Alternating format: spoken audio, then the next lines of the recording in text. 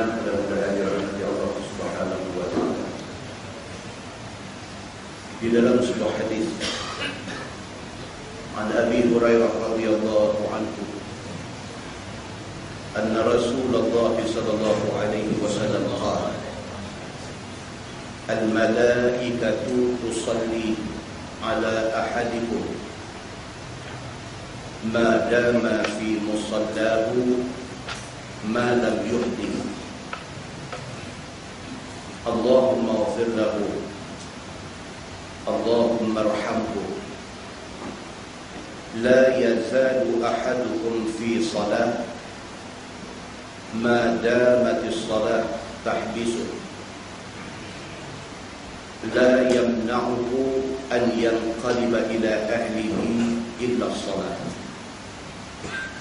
Atau kama qala, hadis sahih riwayat Al-Bukhari.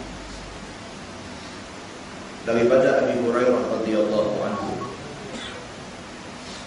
kata dia, Nabi sallallahu alaihi wasallam bersabda, sabda Nabi, al-malaika tusalli ala ahadikum ma dama fi musallahu ma lam yuhdith. Kata Nabi sallallahu alaihi wasallam, malaikat akan sentiasa mendoakan setiap orang daripada kamu selagi mana kamu berada di musalla kamu dan kamu tidak berhadas. Hadis macam tu.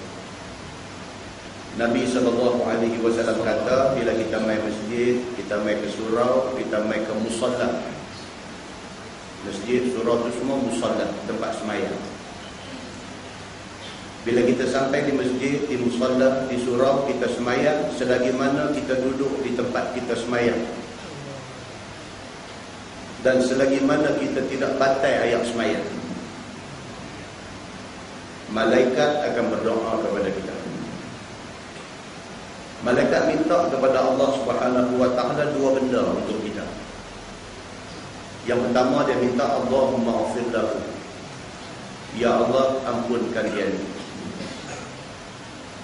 ya Allah ampunkan dosa dia ni.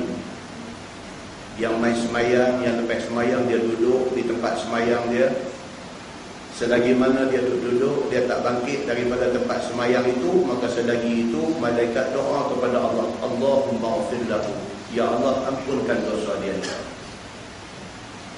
Allahumma arhamhu, malaikat minta kepada Allah Subhanahu wa taala, ya Allah kesiankan dia ni, minta supaya Allah kesian ke kita ni. La yazalu ahadukum fi salat. Ini yang kedua pula. Yang kedua, Nabi SAW kata, seseorang itu dianggap sembahyang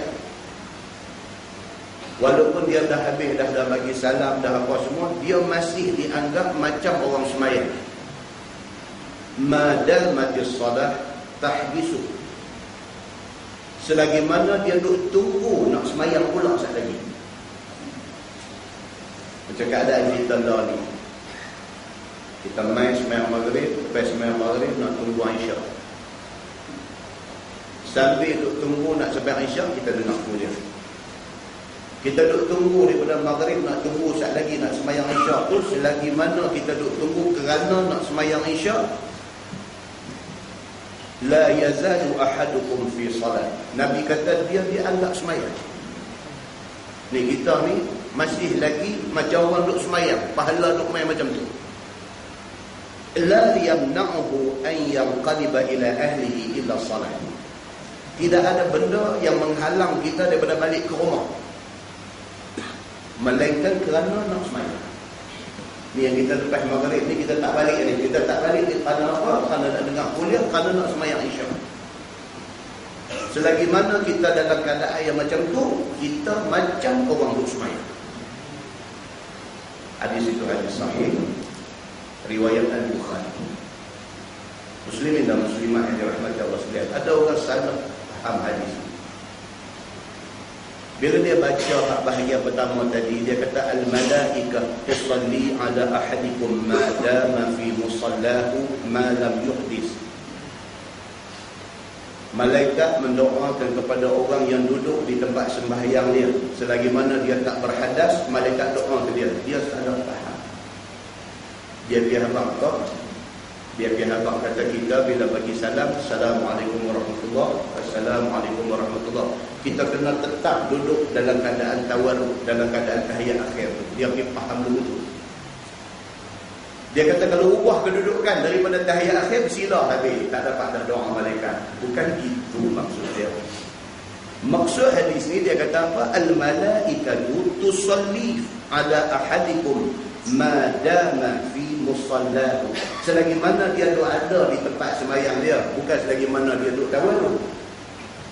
Dia ubah posisi dia daripada duduk tahiyat akhir, bila dah habis bagi salat dia duduk sila. Dia masih di musalla dia. Dia masih mendapat doa malaikat. Allahumma ighfir lahu warhamhu. Ya Allah, ampunlah dia ni. Ya Allah, kesianlah ke dia ni. Maka orang yang faham macam silap tadi, dia lepas-lepas bagi salam duduk tahiyat akhir tu, tak bergerak, tak apa, kebas kaki ke apa kan, dia duduk duduk. Pasal apa? Pasal nak bagi malaikat doa ke dia. Dia silap di dalam memahami hadis ini. Hadis tuan-tuan, kadang-kadang kita tak boleh faham. Melainkan kita kena merujuk kepada syarah ni. Kalau Sahih Al-Bukhari, kita kena rujuk di dalam Fathul Bari. Kalau Sahih Muslim, kena rujuk di dalam syarah Sahih Muslim Lil Nawawi yang ditulis oleh Imam Nawawi. Barulah kita nampak apa maksud sebenar hadis Nabi SAW. Di dalam sebuah hadis lain, hadis sahih riwayat Imam Ad-Darimi, dia kata an Abi Hurairah radhiyallahu anhu qala Rasulullah sallallahu alaihi wasallam la tazalu al-malaikatu tusalli 'ala al-'abdi ma dama fi musallahu. Sama macam tadi. Allazi yusalli fihi ma lam yaqum aw yuhdith. Lebih clear lagi. Taqul Allahumma ighfir lahu, Allahumma arhamhu. Hadis ni clear sikit daripada atas. Kata dia, Nabi SAW bersabda, Nabi kata, sentiasalah malaikat itu mendoakan seseorang manusia selagi mana dia di tempat sembahyangnya. Allazi yusalli fihi, tempat sembahyang yang dia sembahyang tadi. Ma lam yaqum au yuhdis, selagi mana dia tak bangkit daripada tempat itu, ataupun selagi mana dia tidak berhadas, maka selagi itu dia mendapat doa malaikat. Selagi mana dia tak bagi pi, dia ubah daripada tahiyat akhir kepada duduk sila dan sebagainya, dia masih lagi mendapat doa malaikat. Malaikat doa kepada Allah Subhanahu wa taala, Allahumma ighfir lahu, Allahumma arhamhu. Ya Allah, ampunkan dosa dia ni. Kalau dia ada dosa, kesiankan dia. Kalau sekiranya dia ada buat salah silap, kesiankan dia. Di dalam sebuah hadis lain riwayat daripada Abi Hurairah radhiyallahu anhu, anin Nabi sallallahu alaihi wasallam qala, inna lillahi tabaraka wa ta'ala malaikatan sayyaratan fudlah yabtaghuna majalis adh-dhikr fa idza wajadu majlisan fihi dhikra qa'adu ma'ahum wa haffa ba'dhum ba'dha bi ajnihatihim hatta yamla'u ma bainahum wa baina as-sama'i ad-dunya fa idza tafarraqu 'araju wa sa'idu ila as-sama'. Qala an-nabi sallallahu alaihi wasallam fa yas'aluhum Allah 'azza wa jalla wa huwa a'lamu bihim min ayna ji'tum fayaqulun ji'na min 'indi 'ibadin laka fil ardi yusabbihunak wa yukabbirunak wa yuhallilunak wa yahmadunak wa yas'alunak. Qala Allah, wa madza yas'aluni? Qalu yas'alunaka jannatak. Qala Allah, wa hal ra'aw jannati? Qalu la ayra. Qala Allah, fa kaifa law ra'aw jannati? Qalu wa yastajirunak. Qala Allah wa mimman yastajiruni. Qalu min narika ya Rabb. Qala Allah wa hal ra'aw nari. Qalu la. Qala fa kaifa law ra'aw nari. Qalu wa yastaghfirunak. Qala an-nabi sallallahu alaihi wasallam fayaqulu Allah qad ghafartu lahum fa'a'taytuhum ma sa'alu wa ajartuhum mimma istajaru.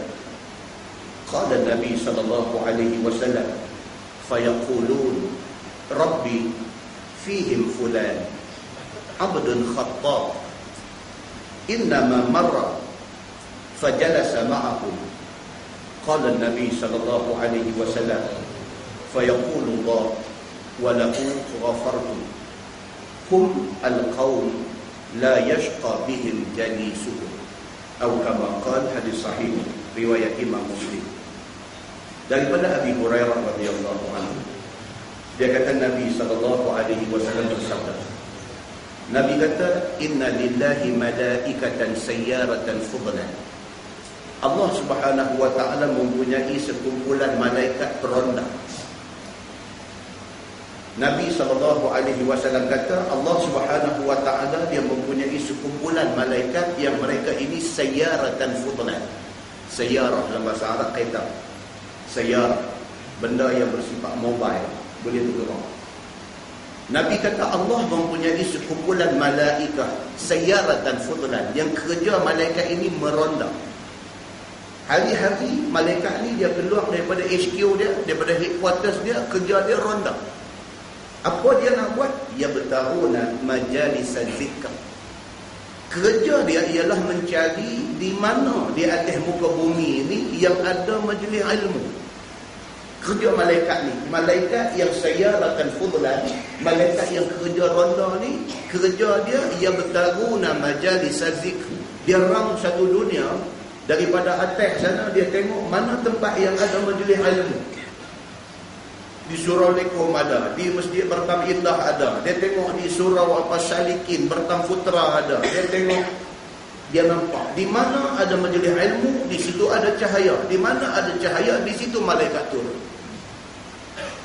Maka Nabi SAW kata, kerja mereka ni meronda dan mencari majlis ilmu. فَإِذَا وَجَدُوا مَجْلِسًا فِيهِ ذِكْرٍ. Apabila mereka jumpa tempat yang ada majlis ilmu ni, mereka landing. Malaikat akan turun di tempat yang ada majlis ilmu ni. قَعَدُوا مَعَهُمْ. Nabi kata mereka duduk sama dengan orang yang duduk mengaji ni. Hadis ni saya suka baca. Di mana ada majlis ilmu, di situ adanya malaikat. Dan malaikat ini qa'adu ma'ahum. Mereka duduk bersama dengan orang yang duduk dalam majlis ilmu ni. Wa haffa ba'duhum ba'da bi ajnihatihim. Mereka hampak segala sayap-sayap mereka. Itu kalau buka dalam Sahih Bukhari, dia dalam Sahih Muslim, hadis yang menceritakan tentang malaikat Jibril saja. Nabi SAW kata dia pernah diperlihatkan rupa asal Jibril. Dia kata bagi Jibril itu, dia kata 600 sayap. Malaikat Jibril itu saja mempunyai situ mi'ati, mempunyai 600 ajnihah sayap. Malaikat-malaikat turun dalam majlis yang kita duduk lah ni, yang kita duduk pada malam ni, malaikat turun mai, dia duduk sama dengan kita dan dia menghampakkan segala sayap-sayap dia. Dalam syarah hadis dia kata apa? Sebagai satu respect, sebagai satu ikram, sebagai satu tanda hormat dia kepada orang yang mengaji ilmu. Yang kata yang Nabi SAW secara spesifik disebut, kata malaikat ini wahaffa ba'duhum ba'da ajnihatahum.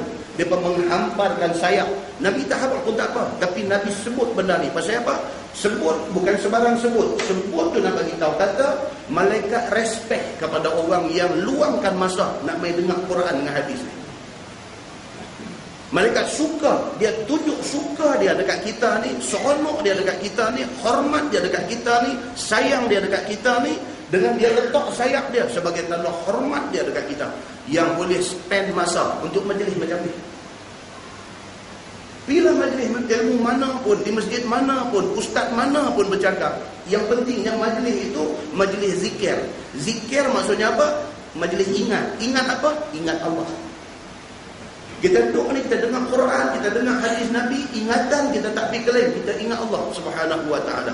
Majlis yang macam ni, kita mai, malaikat mai sama dengan kita. Dia duduk dengan kita, dia hampak sayap dia sebagai tanda hormat kita. Bahkan Nabi SAW kata, hatta yamlaqu ma bainahum wa bainas sama'id dunya. Ramai malaikat ni bersusun-susun daripada atas bumi ni sampai menyentuh langit dunia. Tuan-tuan, sekali lagi saya sebut, hadis ini adalah hadis sahih riwayat Imam Muslim. Bila sebut kata hadis sahih, kita tercakap banyak. Kedudukan dia kedua oleh Quran. Itu aja. Dan dia berdiri hukum. Yang kata hadis sahih ni, dia berdiri hukum. Kalau hadis itu menyebut hukum, maka hukum itu boleh diucap dengan dia. Kuatnya yang kata hadis sahih. Nabi SAW kata, malaikat yang main ni bukan setakat main 4-5 orang. Malaikat yang main ni, dia main duduk ni hatta yamla'u, sampai penuh ni tempat dia duduk ni, penuh dia ni, ma bainahum wa bainas sama'id dunya. Dua ada sama dengan kita di atas lantai ni, susun sampai sentuh langit dunia. Ramainya mereka hadir di dalam masjid. Kata Nabi SAW, fa iza tafarraqu, apabila majlis ilmu itu bubar, 9 suku 9.30 lagi majlis habis insya-Allah. Bila habis aja majlis ni, araju wasaidu ila sama. Malaikat yang main, yang attend, yang duduk sama dengan kita ni, mereka ni berpisah, wasaidu ila sama, semua balik ke headquarters untuk bagi report kepada Allah Subhanahu wa ta'ala.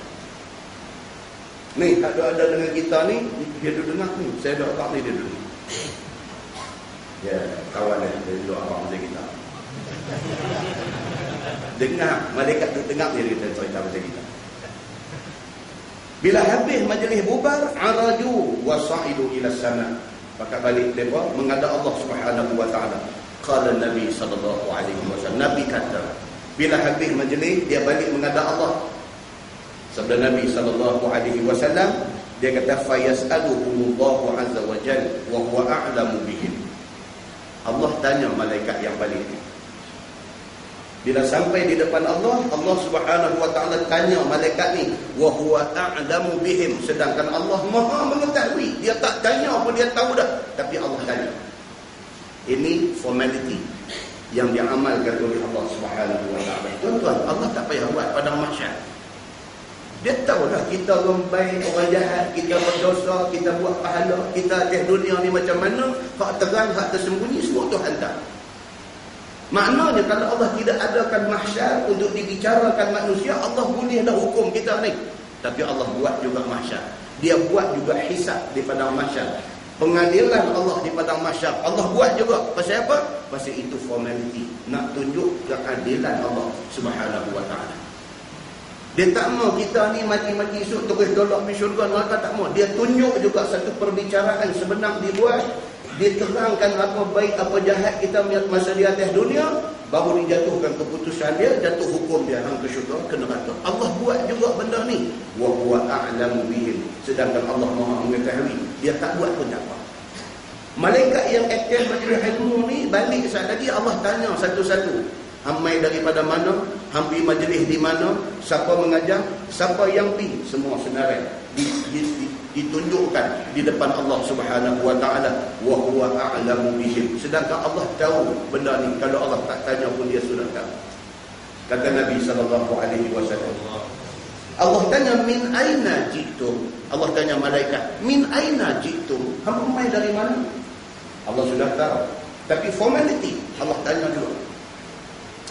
Macam nak kita habis mengaji universiti nak minta ajar, kita kenal orang tu, kenal orang ni. Kalau kenal tu kita tak apalah, saya ambil dia lah. Tapi interview kena main juga. Pasal apa? Interview dia kata dari formality. Kenapa? Kenal itu perkara yang ke-37. Kenal attend interview.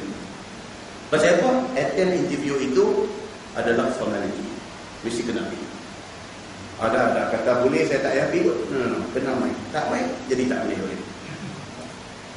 Mai, insyaAllah dah janji dah nak bagi, tapi kena mai. Formality. Allah Subhanahu wa ta'ala dia buat macam mana? Dia tanya malaikat ni, min aina ji'tum? Kamu mai daripada mana? Fayaqulun, jawab malaikat, ji'na min 'indi 'ibadin laka fil ardi. Kami mai daripada bumi, dia berkata. Daripada tempat hamba-hamba engkau di muka bumi sana. Yusabbihuna, report sudah keluar. Malaikat kata yusabbihuna, kami mai daripada tempat yang hamba-hamba engkau bertasbih memuji engkau. Report sudah bagi dekat Tuhan. Wa yukabbirunak, kami mai daripada tempat hamba-hamba engkau bertakbir membesarkan engkau. Kami mai wa yuhallilunak, kami mai daripada tempat yang hamba-hamba engkau bertahlil. La ilaha illallah, tidak ada Tuhan melainkan Allah di atas muka bumi. Kami mai daripada majlis itu ke sini. Wa yuhammidunak, kami mai daripada majlis yang mereka itu bertahmid, memuji engkau. Wa yas'alunak, kami mai daripada majlis yang mereka itu minta doa, minta sesuatu kepada engkau. Malaikat bagi report detail. Mereka ni tadi masa kami turun pergi, mereka bertasbih, mereka bertakbir, mereka bertahlil, mereka bertahmid, dan mereka berdoa minta sesuatu kepada engkau. Tuhan dengar.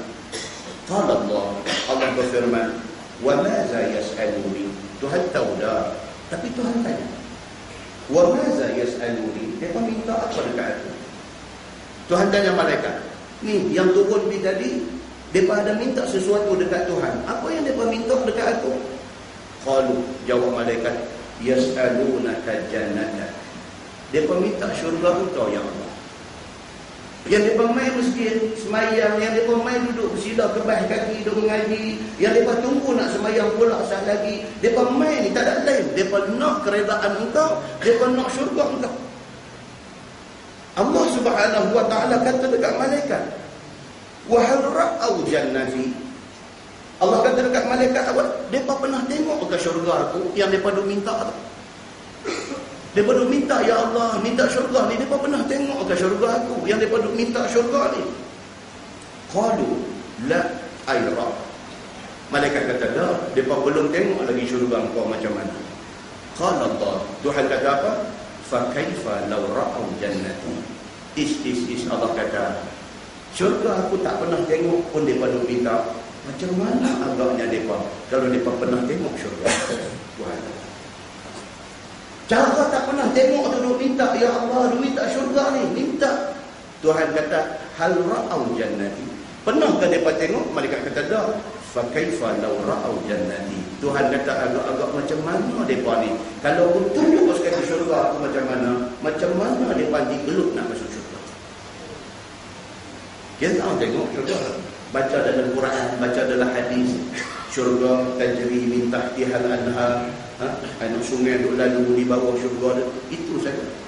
Nabi SAW pun sampai infinity dalam nak terang syurga ni, infinity, tak boleh terang. Nabi kata syurga ni apa dia? Ma la ainun ra'at wa la uzunun sami'at wa la khatara fi qalbi bashar. Itu infinity. Nabi kata syurga ni lagu ni aja. Nabi kata aku nak abadkan hangpa. Mata hangpa tak nak tengok, telinga hangpa tak nak dengar, hati hangpa tak nak teringat. Syurga, apa yang hangpa nampak, apa hangpa biasa dengar, apa yang hangpa ingat, itu bukan syurga. Syurga jauh lebih baik daripada itu. Infinity. Tak boleh nak abad. Tidak ada perkataan yang boleh nak cerita syurga tu macam mana secara tepat. Tak boleh. Infinity. Macam tu punya cantik, punya seronok, punya nikmat yang ada dalam syurga ni, siapa masuk tahu. Nabi SAW cerita sifat-sifat syurga, cerita sifat-sifat neraka. Tapi Nabi kata hak betul punya, aku tak boleh cerita. Allah Subhanahu wa ta'ala kata, cara tak pernah tengok syurga pun mereka duk minta syurga. Macam mana kalau mereka pernah tengok syurga? Qalu, malaikat kata lagi, wa yastajiruna. Ya Allah, mereka minta berlindung dengan engkau. Allah Subhanahu wa ta'ala kata, wa mimman yastajiruni. Mereka minta berlindung dengan aku daripada apa? Qalu, jawab malaikat, min narika ya Rabb. Malaikat kata dia minta berlindung daripada neraka engkau ya Allah. Allah Subhanahu wa taala tanya lagi malaikat, hal ra'au nari? Depa pernah tengok ke neraka aku yang depa duk minta jauh, minta tak mau masuk neraka? Depa pernah tengok ke neraka aku? Qalu la. Malaikat kata tak pernah, depa tak pernah tengok, depa belum tengok pun neraka macam mana. Qala fa kaifa law ra'au nari? Tuhan kata, kalaulah depa pernah tengok neraka aku, macam mana agaknya depa nak lari daripada neraka? Muslimin dan muslimat yang dirahmati Allah sekalian. Qalu, malaikat kata, wa yastaghfirunak. Ya Allah, satu lagi, depa minta ampun kepada Allah. Ni malaikat bihabak kat Tuhan ni kata kita ni 3 perkara. Apa dia? Yang pertama nak syurga. Apa dia? Yang kedua tak mau neraka. Apa dia? Yang ketiga minta supaya Allah ampun kita. Itu aja tuan. Itu sebab bagi orang mati ni dia tak ada benda lain melainkan doa keampunan. Itu aja. Orang mati ni bukan ada benda lain lah melainkan apa yang kita perlu buat kepada orang mati ni. Apa dia? Minta Allah ampun dia. Itu aja. Pasal apa? Keampunan itu tak tahu berapa besar nilai dia bagi orang yang sudah mati. Keampunan Allah tu tak boleh nak value dengan kebendaan, dengan duit ringgit. Bagi orang yang dah mati, yang dia nak sangat apa dia? Keampunan dosa daripada Allah Subhanahu wa taala. Dan keampunan itu Allah diminta oleh kita semua kepada Allah. Dan Allah Subhanahu wa taala jawab ke malaikat apa? Dia kata qad ghaffartu lahum. Dia kata aku ampunkan mereka yang attend majlis ilmu semua sekali. Tuhan bagi jaminan di depan malaikat dia. Dia kata apa? Fa yaqul qad ghaffartu lahum. Aku ampunkan mereka tu semua. Fa'ataituhum ma sa'alu. Hak mereka minta tu syurga, aku janji aku akan bagi. Wa ajartuhum mimma stajaru. Aku janji hak mereka minta jauh, minta berlindung daripada neraka tu, aku akan bagi. Qala Nabi sallallahu alaihi wasallam fa yaqulun. Nabi sallallahu alaihi wasallam kata, malaikat tambah lagi satu last report dia. Last sekali dia kata apa? Rabbi fihim fulan. Malaikat kata, wahai Tuhan, masa kami duduk dalam majlis ilmu tadi, ada satu orang fihim, di kalangan mereka tu fulan, ada satu orang Abdul Khattab. Oh, dia ni dosa tak tahu nak. Dalam ramai dalam majlis ilmu tadi ada Abdul Khattab. Khattab makna dia salah khattab. Orang Arab kalau kita pergi buat satu salah yang besar silap, dia kata apa? Haza khata'awi. Dia kata haza khata'awi makna ni salah teruk ni. Contoh budak-budak panggil mai tanya dia 2 kali 5 berapa? Dia kata 7. Arab kata haza khata'awi. Ini salah teruk ni, patut hukum pancung ni macam ni. 2 kali 5 7. Khata'awi. Tapi bila dia sebut khata' panjang lagu tu, makna dia apa? Sangat bersalah. Sangat bersalah. Malaikat kata dalam ramai-ramai ini, dia kata Abdul Khattab. Ada seorang, oh dia ni jenis hidup dia membujuk lalu melentang patah. Jangan tanya dia apa dosa yang dia pernah buat, tanya dia apa dia tak buat lagi. Pasal dia buat semua dah. Oh, minum arak, minum dah, berzina, buat dah, bunuh orang, bunuh dah, rasuah hari-hari. Orang jenis macam ni. Malaikat beritahu dekat Tuhan. Dia kata dalam ramai-ramai dalam majlis ilmu tadi, fihim fulan, ada satu si fulan ni Abdul Khattab. Dia cukup besar dosa dengan Tuhan. Innama marra. Kebetulan dia lintas tepi surau ni. Dia lintas, bukan dia nak main mengaji, dia nak pergi ke lain, dia lintas. Innama marra, sesungguhnya dia lalu aja, dia lintas. Fajalasa ma'ahu. Tengok ramai, dia kata ya ada apa ni, dia pun main duduk sekali. Bukan dengan niat nak main duduk majlis ilmu, kebetulan koinsiden dia nak pergi rumah kawan dia dalam taman ni, lalu tengok ramai berhenti duduk daripada luar dalam gelap tu, dengar main dekat kat pintu pagar, berasa macam syok, masuk main duduk dekat pintu sliding tu, dia duduk sampai habis. Dia ni satu orang yang sangat berdosa dan kebetulan dia attend majlis ilmu. Innama marra, kebetulan dia lalu. Fajalasa ma'ahu, dia mai tumpang duduk sekali. Qala Nabi sallallahu alaihi wasallam, fa yaqulu Allah, walahu ghafartu. Malaikat baru habaq tak tu je. Malaikat kata dalam ramai-ramai tadi ada seorang, dia ni cukup teruk, dia ni cukup berdosa dengan Tuhan, dan dia bukan nak main mengaji, dia lalu aja tiba-tiba dia singgah, dia duduk dia duduk sampai habis.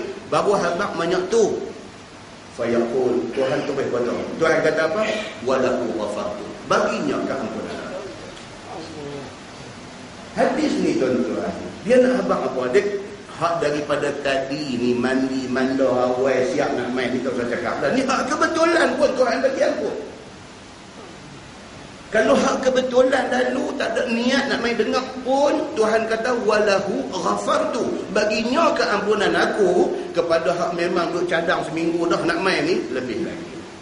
Hadis ni nak abang yang tu.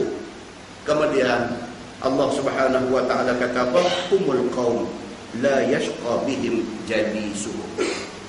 Tuhan kata mereka itu adalah golongan yang siapa yang duduk dengan mereka tak akan dapat celaka. Siapa dia? Ni golongan hak mai majlis ilmu, hak duduk dengar Quran hadis ni, golongan ini. Siapa juga yang mai duduk dengan golongan ni tak akan mendapat celaka. Tuhan kata, mereka yang mereka akan dapat apa dia? Keampunan. Hadis itu hadis sahih, riwayat Imam Muslim. Muslimin dan muslimat yang dirahmati Allah sekalian. Kita boleh rujuk hadis yang bilangan 4854 di dalam Sahih Muslim. Itu dia cerita. Jadi di sini dapatlah kita faham bahawa apa? Memberi peruntukan masa untuk mengaji agama ni adalah compulsory, wajib. Bukan untuk siapa-siapa, untuk kita sendiri. Kita akan jadi manusia yang menyesal di akhirat itu kalau kita tak duduk dalam majlis ini.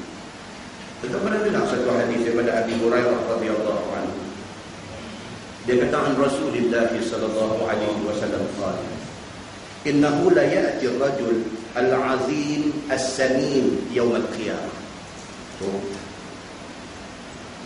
La yazinu 'inda Allah janah ba'udah. Iqra'u fala nuqimu lahum yawm al-qiyamati wazna. Sadaqallahul azim, surah Al-Kahfi ayat 105. Dalam hadis ni Abu Hurairah radhiyallahu anhu kata Nabi sallallahu alaihi wasallam bersabda.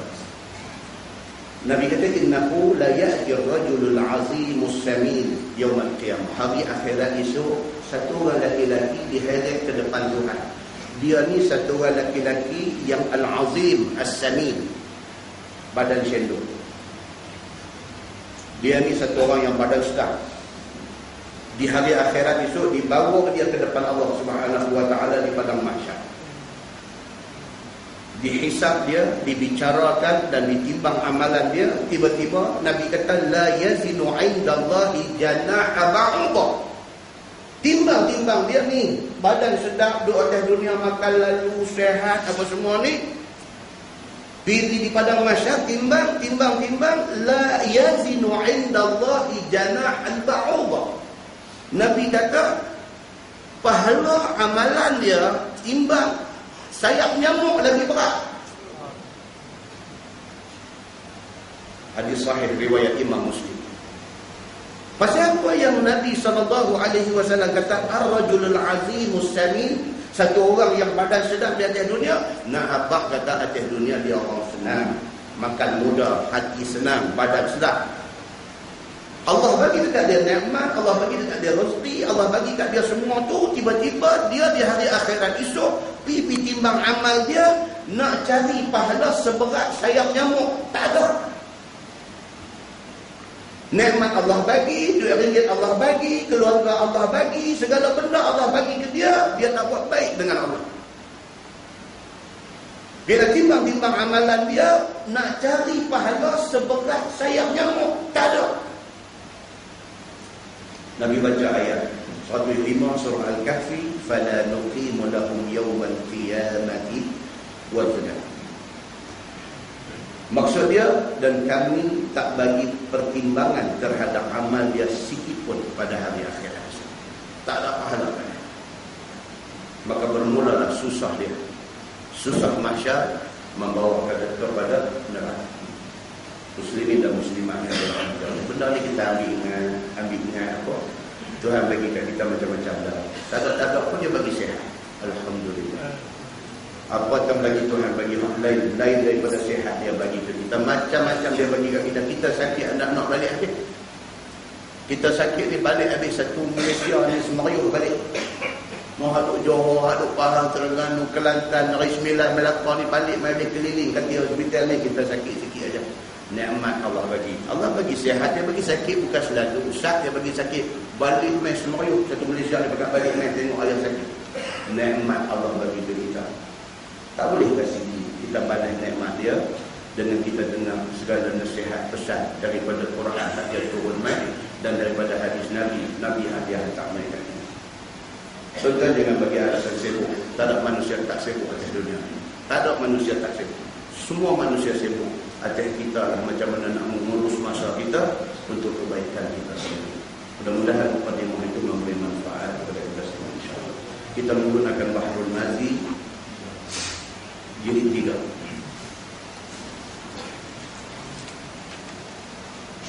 Muka surat 131. Muka surat 131 bab ma jaa fi takhfif rak'atay al-fajr wa ma kana an-nabi sallallahu alaihi wasallam yaqra'u fiha. Itu bab yang datang pada menyatakan meringankan 2 rakaat subuh. Kita sembahyang sunat 2 rakaat sebelum subuh. Sembahyang sunat 2 rakaat sebelum subuh itu disuruh supaya kita ni ringankan. Jangan ambil surah panjang-panjang. Itu maksud dia. Sembahyang sunat 2 rakaat sebelum subuh. Dan barang yang ada Nabi SAW membaca di dalamnya. Apa surah yang Nabi baca di dalam sembahyang sunat itu? Ketahuilah saudaraku, pada hadis yang akan datang ini menunjukkan Nabi SAW tidak ia memanjangkan sembahyang sunat 2 rakaat bagi subuh. Kadang-kadang mengaji tapi bukan mengaji, dia tak mengaji tapi rajin ibadah. Sembahyang ibadat rajin tapi mengaji tak mampu. Sembahyang jemaah 5 waktu di masjid. Lepas maghrib ada kuliah pengajian dia balik. Jenis ni ada. Itu pasal apa? Sembahyang fardu 5 waktu masjid. Lepas maghrib kuliah pengajian, tengok dia turun. Okey, kasut naik motor balik. Kau ngaji. Tengok, nampak satu orang yang religious, nampak satu orang yang sangat beragama. Tapi tak dia. Sial. Ada satu pula mengaji tak mau apa tak mau, dia kira nak pergi umrah. Setahun 2 kali umrah. Setahun 2 kali umrah, mengaji tak mau apa tak mau. Kira nak pergi umrah, dia cerita ke orang dia umrah setahun 2 kali. Mengaji tak mau. Bila ilmu tak ada ni, Allahu Akbar, 1001 benda boleh jadi. Ilmu tak ada. Kemarin dia ambil anak di ITM Arab. Saya sembahyang jamaah di masjid ITM tu. Satu sahabat ni mai tengok dengan nampak dia punya sakit. Dia ikut sembahyang dengan kita. Saya sembahyang jamaah qasar. Jadi bila 2 rakaat kita bagi salam. Bagi salam dia macam frasa. Tapi itu mayang lain 4 rakaat. Tentang nak kata apa? Tak arti ya? Kita nak sembahyang tamam zuhur 4 rakaat. Tak ada masalah kita berimam dengan imam yang sembahyang qasar. Tak ada masalah. Imam bagi salam, kita tambah lagi 2. Tak mengaji. Tapi cantik kenapa? Bila kita bagi salam dia gamak. Dia nak kata kan anak gamak dia kata apa dia kali main qasar bagi tahu. Kita ingat mungkin dia ingat lagu tu lagu. Lain kali dia beritahu kita nak buat qasar. Gamaknya buka nak kuat ni. Tapi sembahyang lain 4 rakaat. Habis dah sembahyang 4 rakaat ni kita lepas bagi salam lagi 2 lah. Dia pergi ambil Quran buka baca Allah. Bagus lah. Mana kata bagus. Tapi apa? Tak mengaji. Benda yang basic tu dia tak tahu. Nak katakan anak ini dia antara jenis manusia dalam dunia. Dia antara jenis manusia. Nak beribadah tapi ilmu tak mau mengaji, tak mau cakap. Kita tak mau jadi macam tu. Kita nak kita buat apa pun, kita boleh justify yang kita buat tu pasal apa. Pasal apa aku buat macam ni? Tajuk yang akan datang nanti kita akan jumpa yang kata semayang witir tadi. Tuan-tuan, kita nak puasa tak bahari tu. Ini dah bulan Mei. 2 bulan lagi. 2 bulan lagi. Ini dah bulan Mei. Jun, Julai, 1 August sama dengan 1 Ramadan, insya-Allah. 1 August sama dengan 1 Ramadan. Maknanya apa? 2 bulan lagi. Kita dah nak puasa. Tiap-tiap kali puasa dia main pula cerita ni, terawih nak buat 28, cerita balik. Witir ni nak buat 2, 1 kan nak buat 3 sekali. Jadi cerita balik. Teranglah macam mana pun, dia akan patah balik. Tadi lama tu main balik. Tak lah. Pasal apa? Pasal kita tak faham. Bila kita buat satu benda tu, kita tak faham pasal apa. Hati kita sentiasa tak yakin dengan apa yang kita tahu. Kita duk nak ikut orang. Tak lah tuan-tuan. Ini masalah orang kita di mana-mana. Macam itulah cerita dia. Kita kena mengaji baru kita tahu. Kalau kita nak buat lagu ni pasal apa, kalau nak buat lagu tu pasal apa. Salahkah kita buat ni, salahkah dia buat tu. Kita nak kena mengaji baru kita tahu. Barulah ibadat yang kita buat tu 100% keyakinan kita dapat. Kita tahu aku buat ni pasal apa. Aku mengaji benar. Muslimin dan muslimat yang dirahmati Allah sekalian. Hadis yang kata Ali bin Umar radhiyallahu anhu maqal ramaqtu an-nabiy sallallahu alaihi wasallam syahra. Diriwayatkan daripada Abdullah bin Umar radhiyallahu anhu, kata dia, aku perhatikan dengan sungguh-sungguh akan Nabi sallallahu alaihi wasallam selama sebulan. Tuan-tuan yang kata sahabat Nabi. Sahabat Nabi dia kata apa dalam hadis ni? Dia kata ramaqtu. Ramaqtu ni makna dia apa? Observe. Secara serius dia memerhatikan Nabi sallallahu alaihi wasallam sebulan. Daripada seawal pagi Nabi buat apa, ibadat Nabi macam mana, pergerakan Nabi apa, dia perhati, dia ramaqtu. Bukan ra'aitu, bukan nazartu. Kalau ra'aitu, nazartu maksud tengok biasa aja. Dia ramaqtu, dia observe. Pasal apa? Pasal Islam diambil daripada Nabi sallallahu alaihi wasallam. Kita kena ikut Nabi. Apatah lagi dalam hal ibadah. Tak boleh reka. Tak boleh reka. Ibadat ni tak boleh reka, tuan-tuan. Ibadat mesti kena ikut tunjuk Nabi. Maka kata sahabat ni, Abdullah bin Umar bin Al-Khattab, ini anak Sayyidina Umar Al-Khattab. Dia kata apa? Dia kata ramaqtun Nabiy sallallahu alaihi wasallam. Sebulan aku perhati tengok Nabi sallallahu alaihi wasallam. Sambung hadis tu, dia kata fakana yaqra'u fi rak'atayn qabla al-fajr bi qul ya ayyuhal kafirun wa qul huwallahu ahad. Itu aja hadis dia, very simple. Ingat dia nak apa-apa. Ini nak abang benda sikit saja. Apa dia? Maka adalah dia, yakni Nabi sallallahu alaihi wasallam membaca surah di dalam 2 rakaat sunat dahulu daripada subuh. Nabi sembahyang sunat qabliyah subuh. Nabi baca Fatihah dan surah apa Nabi baca? Nabi baca surah yang tidak panjang, iaitu Qul ya ayyuhal kafirun rakaat pertama dan Qul huwallahu ahad rakaat kedua. Itu dia. Nabi SAW sembahyang sunat qabliyah subuh. Rakaat pertama dia baca Fatihah, dia baca Qul ya. Rakaat kedua dia baca Fatihah, dia baca Qul huwallahu. Very simple. Nabi SAW sebulan aku tengok. Itu yang Nabi buat. Maka itulah yang kita nak kena buat. Kita jangan kita ni nak tunjuk kita lebih champion daripada Nabi, jangan. Kadang-kadang kita suka tahu dah, baca dah kata hadis Nabi buat begitu, kita nak buat lebih. Contoh pernah dengar hadis cerita tentang sahabat yang pergi di rumah Nabi, nak tanya Nabi, pergi tengok Nabi tak ada, yang ada Aisyah.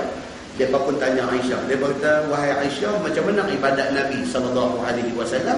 Aisyah pun cerita, Nabi ibadat dia macam ni, so and so. Cerita. Habis Aisyah cerita tentang ibadat Nabi, mereka ni sambil nak balik, mereka duduk sembang sama mereka. Mereka kata apa? Mereka kata, tarantu je Nabi buat. Ni hadis ni. Ni hati tanya ni, dia dengar cerita kata Nabi ibadat, mereka macam underestimate, mereka macam Allah tarantu je kan. Dia ingat tu Nabi ni lagu mana orang ibadat. Tak patuh kan. Kata mereka 3 orang ni apa? Seorang ni kata, kita tak boleh, Nabi tak apalah dia Nabi. Dia kata, Allah ampun dosa dia dulu dengan kemudian dia satu orang yang maksum. Dia tak apalah, dia buat ibadat sikit macam tu. Kita tak boleh, kita kena buat lebih. Ni nak jadi champion. Nak lebih daripada Nabi. Hak seorang kata apa? Dia kata, aku tak akan menikah selama-lama. Pasal apa? Aku boleh fokus ibadat. Hak seorang ni aku akan puasa sepanjang tahun. Aku tak mau buka. Seorang dia berkata, aku tak mau tidur malam, aku nak semayang malam sepanjang malam. Perbuatan 3 orang ni didengar oleh Nabi SAW. Nabi sampai balik dengar daripada Nabi tu berkata, Nabi kata, adakah manusia yang lebih baik daripada aku? Nabi tanya. Aku berumah tangga. Nabi kata, aku tidur malam, sebahagian kecil daripada malam aku beribadat. Dan aku berpuasa dan aku berbuka puasa. Ada hari aku puasa, ada hari aku tak puasa. Nabi kata bahawa siapa yang tak suka sunnah aku, dia bukan golongan. Hadis tu faham dia apa dia? Jangan kita ni nak jadi lebih daripada Nabi. Nak buat lebih. Tahu kata kita nak buat lebih. Tak boleh tuan-tuan. Kerana hak Nabi buat itu yang terbaik. Very simple untuk faham. Hak Nabi buat tu, hak tu yang terbaik. Kalau kita pergi buat lebih, tak boleh. Sebab Nabi buat tu yang paling baik. Muslimin dan muslimat yang dirahmati Allah sekalian. So kata dalam hadis ni apa? Kata Abdullah bin Umar bin Al-Khattab, sebulan aku perhati Nabi sembahyang sunat qabliyah subuh. Nabi rakaat pertama baca Fatihah, baca Qul ya, rakaat kedua baca Fatihah, baca Qul huwallahu ahad. Katanya lagi, dan bermula hadis Ibnu Umar itu hadis yang hasan, dan ada dikeluarkan hadis yang sama di dalam Muslim, di dalam kitab sahihnya. Jadi kesimpulan daripada itu apa dia? Sembahyang sunat qabliyah subuh, rakaat pertama baca Fatihah, baca Qul ya, rakaat kedua baca Fatihah, baca Qul huwallah. Itu baik yang kedua. Masalah dia kata sunat qabliyah subuh dan meringankan dia. Kata Imam Nawawi, dan tiada berselisih ulama pada mengatakan sunat meringankan itu. Ulama sepakat kata sembahyang ni kita kena bagi ringan. Ada kadang-kadang tuan setengah masjid bila kita pergi lepas sembahyang maghrib, kita sembahyang sunat ba'diyah maghrib. Lepas sembahyang sunat ba'diyah maghrib, kuliah dan nak jalan. Ada pula satu sahabat di hujung balik tu sembahyang sunat tahun dia. Kuliah berjalan. Dia duduk sembahyang tahun ni. Habis bagi salam bagi berdiri pula dengan buat muka dia Allah. Kita nak mengajar pun jadi tak syok. Jadi ganggu. Kita nak mengajar ni, dia duduk kelim tengok dia. Lagi dua dekat. Dua lagi. Bila dia nak habis? Baik, untuk cerita tu ulasan dia akan datang. Dia akan main di ke depan ni lepas pada ni, dia akan main hadis yang menceritakan orang yang sembahyang sunat 6 rakaat selepas maghrib. Hadis itu martabat dia apa? Dia akan main akan datang. Kalau hak buat tu, dia tak kira lah. Dia siapa kaki bagi ketua pada dia buat tak kira. Akan datang, kita akan jumpa hadis yang menceritakan sembahyang sunat selepas maghrib 6 rakaat ini. Kedudukan hadis tu apa? Imam Al-Albani, Muhammad Nasiruddin Al-Albani, dia orang panggil Al-Albani pasal dia orang Albania. Albani itu kan nama dia, itu gelar daripada tempat dia. Albani dipanggil dia Al-Albani, orang Albania. Dia ulama hadis terkenal tuan. Bukan orang Arab, tapi kemudian dia muncul sebagai ulama hadis yang diiktiraf oleh dunia tentang ilmu hadis dia. Dia kata hadis yang mengatakan sembahyang sunat 6 rakaat lepas maghrib itu, dia kata dhaif jiddan. Dia kata sangat-sangat dhaif. Kita akan jumpa ni akan datang ni apa cerita tentang apa. Itu sebab kita kata apa? Dah lah duduk mengaji dia duduk kudus sembahyang, dia buat pula benda dhaif jiddan. Kesianlah tuan-tuan. Bila kita mengaji, baru kita tahu. Kita tahu hak mana nak bagi keutamaan, hak mana kita tahu dengan ilmu yang kita dapat daripada pengajian. Nah, muslimin dan muslimat yang dirahmati Allah sekalian.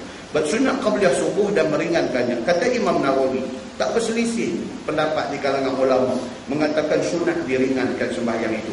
Yakni jangan dipanjangkan 2 rakaat dahulu daripada subuh itu. Dan sungguh pun telah melampaui satu kaum, maka berkata mereka itu, tiada bacaan di dalam keduanya sama sekali. Jadi pendapat ulama. Ada pula satu pendapat mengatakan apa? Dalam sembahyang sunat qabliyah subuh ni tak payah baca apa. Lagu takbir Allahu Akbar, lagu duduk relax rokok, tidak sujud apa-apa, bagi rakaat kedua lagu duduk relax lagu rokok. Lagu tu pun ada juga satu pendapat. Dan pendapat itu sangat baik. Tapi pendapat di kalangan ulama ada yang pendapat begitu. Kerana Nabi suruh ringan, muka ringan dia tak baca. Ada satu pendapat. Dia kata maka tiada bacaan di dalam keduanya sama sekali. Menghikayatkan oleh Al-Tahawi dan Al-Qadhi, maka iaitu salah yang faham. Dia kata itu pendapat khata'an. Salah cukup teruk tu. Dia kata mana boleh tak baca apa langsung. Kerana sesungguhnya telah sabit di dalam beberapa hadis yang sahihah yang menyebutkan akan dia oleh Imam Muslim dan oleh Imam At-Tirmizi akan bahawasanya Nabi SAW membaca di dalam 2 rakaat sunat qabliyah subuh itu, yakni kemudian daripada Fatihahnya. Hadis terang kata bukan sahaja baca surah, Fatihah tu lebih lagi kena baca. Sampai tak baca langsung mana boleh. Fatihah mesti kena baca. Hadis Nabi kata apa? Man lam yaqra bi Fatihatil kitab fa huwa khidaj. Nabi kata bahawa siapa yang tidak baca Fatihah di dalam sembahyang dia cacat, cedera, tak boleh pakai. Fatihah itu kena baca. Cuma berbeza di kalangan ulama mazhab dari segi sembahyang berimam dengan imam yang baca kuat. Adakah makmum pada ketika itu disuruh baca Fatihah ataupun tidak, itu khilaf. Itu khilaf. Tapi tentang sembahyang seorang ni, Fatihah itu kalau tinggal tidak sah sembahyang itu. Nah, muslimin dan muslimat yang dirahmati Allah sekalian. Maka diketahui daripada segala hadis, iaitulah salah orang yang mengatakan tidak baca sama sekali pada 2 rakaat sunat qabliyah subuh itu. Itu memang salah. Baik, muka sebelah dia kata masalah sunat qabliyah subuh adakah dibaca surah di dalamnya? Tu ulang, tak payah ulang, kita turun bawah. Tajuk baru bab ma jaa la salata ba'da tulu'il fajr illa rak'atain. Ini pula dia kata apa? Bab yang datang pada menyatakan tiada sembahyang kemudian daripada terbit fajar melainkan 2 rakaat qabliyah subuh. Bila kita pilih sikit nak sembahyang subuh, bila dah terbit fajar masuk dah waktu subuh. Tak ada sembahyang lain dia kata, melainkan yang ada hanyalah sunat qabliyah subuh sahaja. Itu tajuk dia. Ketahuilah saudaraku, hadis yang akan datang ini menunjukkan tiada sembahyang sunat kemudian daripada terbit fajar itu melainkan 2 rakaat sunat qabliyah fajar itu. Maka hadis itu dikeluarkan oleh Imam At-Tirmizi. Kata dia Ali bin Umar anna Rasulullah sallallahu alaihi wasallam qala la salata ba'da al-fajr illa sajdatain. Dia kata itu hadisnya. Diriwayatkan daripada Ibni Umar radhiyallahu anhuma bahawa Nabi sallallahu alaihi wasallam bersabda, tidak ada sembahyang sunat selepas daripada terbit fajar melainkan 2 rakaat qabliyah subuh. Itu hadisnya. Kata Ibnu Umar, dan bermula makna ini hadis ialah sabda Nabi SAW, tidak ada sembahyang kemudian daripada terbit fajar itu melainkan 2 rakaat sahaja, iaitu sunat fajar ataupun sunat qabliyah subuh. Dan pada bab ini ada riwayat daripada Abdullah bin Amr dan Hafsah, dan bermula hadis itu hadis gharib. Gharib maksudnya di antara hadis dhaif, tak kuat hadis ini. Baik, masalah dia kata sunat sembahyang kemudian daripada fajar 2 rakaat. Kata Imam At-Tirmizi, dan ialah yakni barang yang tersebut di dalam masalah itu barang yang muwafaqah atasnya oleh ahlul ilmi. Makruh mereka itu bahawa sembahyang seseorang kemudian daripada terbit fajar melainkan 2 rakaat qabliyah subuh. Ulama walaupun hadis itu hadis yang dhaif, gharib dan dhaif, ulama kata seelok-eloknya tu ada sembahyang lain. Pasal apa tuan-tuan? Apa hikmah dia? Pasal subuh ni waktu dia pendek. Kalau masa tu lah kita nak rejang masuk macam-macam sembahyang, saat lagi dia lagi sayuk sembahyang subuh dia. Memandangkan subuh itu waktunya singkat, jangan isi banyak-banyak, memadai dengan sunat qabliyah subuh 2 rakaat. Tadi dia budak cari dia tanya dulu kan, sembahyang lain daripada sunat qabliyah subuh. Orang tanya, ustaz, tahiyat masjid macam mana? Ini dia akan main bawah ni. Atau ustaz ni sunat wudu macam mana kan? Ini semua ada lah. Cuba kita baca. Dia kata tadi apa? Sebaik-baiknya jangan disibukkan waktu yang singkat itu dengan sembahyang yang berbagai-bagai. Saat dia diberitahu. Kata Imam Nawawi di dalam Syarah Muslim, makruh sembahyang kemudian daripada terbit fajar melainkan sunat subuh. Imam Nawawi pun kata begitu. Dan barang yang ada baginya sebab. Dia main jawapan tadi. Sembahyang yang memang bersebab. Yang tu. Contohnya apa? Tahiyatul masjid. Itu sembahyang bersebab. Tahiyatul masjid. Itu boleh. Itu jawapannya. Boleh. Sunat wudu kita main awal. Jangan kita pula main pun lagu. Duk amat dah. Nak buat juga tahiyat masjid belakang tu. Dan dengan imam masa tahiyat akhir. Kan? Nuk pada dah 2 rakaat kita isi dengan tahiyat masjid. Bagi orang yang bercadang untuk nak buat sembahyang-sembahyang bersebab ni, bagi awal so tak mengganggu qabliyah subuh. Qabliyah subuh ni cukup penting, seperti mana pentingnya tahiyatul masjid. Tahiyatul masjid penting. Kalau tak penting, Nabi SAW tengah khutbah dia tak tegur orang. Nabi tengah khutbah hari Jumaat pula tu. Nabi tengah khutbah Jumaat, satu orang masuk terus main duduk aja. Nabi tegur dia terus. Nabi kata, "Qum salli raka'atain." Qum farka' raka'atain. Bangun sembahyang sunat 2 rakaat. Sunat tu sunat apa? Tahiyatul masjid. Nabi tegur, suruh buat. Makna kata important. Cuma bagi pihak kita sebagai makmum ni yang B ni, kalau apatah lagi hari Jumaat, janganlah kita pergi lambat. Pergi sembahyang depan mimbar imam. La ilaha illallah. Ada hari macam ni dah. Tuan-tuan pergi masjid mana pun nanti jumpa ni. Orang jadi macam ni. Masjid mana pun dia ada. Dan bahkan kadang-kadang tiap-tiap minggu dia orang. Allahu Akbar. Tiap-tiap minggu dia ni ya. Sampai boleh dengan kita dengan anak kita boleh kata anak kita ada tak fikir dia ada tu orang main tu. Masuk dengan apa? Lambat ni. Khatib khutbah kedua orang. Dia masuk main picture ni betul dengan depan khatib dua khutbah orang. Betul kepiah apa semua ada Allah. Tiap-tiap minggu macam tu. Dia ni mau kena letak satu rela dia nak tambat dia ambil sembahyang dia masuk. Oh, dia kena macam tu. Kan? Tak mau macam tu. Dan kita dah baca ada satu hadis di Masjid Mana itu ni cerita malaikat di tulis buku ni. Masuk bola dia ni pahala seperti sebelah seekor unta. Orang kata main kedua malaikat tulis dia ni pahala seperti sebelah seekor bakar, lembu. Dia ni masuk kumpulan yang ketiga, pahala seperti orang yang sembelih kambing. Tengok sampai atas sekali kan telur ayam. Telur ayam bukan kosong tak? Pahala telur ayam, sedekah telur ayam. Ada lagi, ada lagi. Keluar ke imam naik atas mimbar, Assalamualaikum warahmatullahi. Dia pun dah mengajar buku, dia pun sila nak dengar dia apa. Hati nak kata hari ini. Pak Amai tu sembahyang depan mimbar tu, tungkat tu bagi dia kepala. Lambat buat cara lambat lah. Jangan kacau, tu belakang. Kan? Nampak depan mimbar. Jadi buku tu rekan. Kan?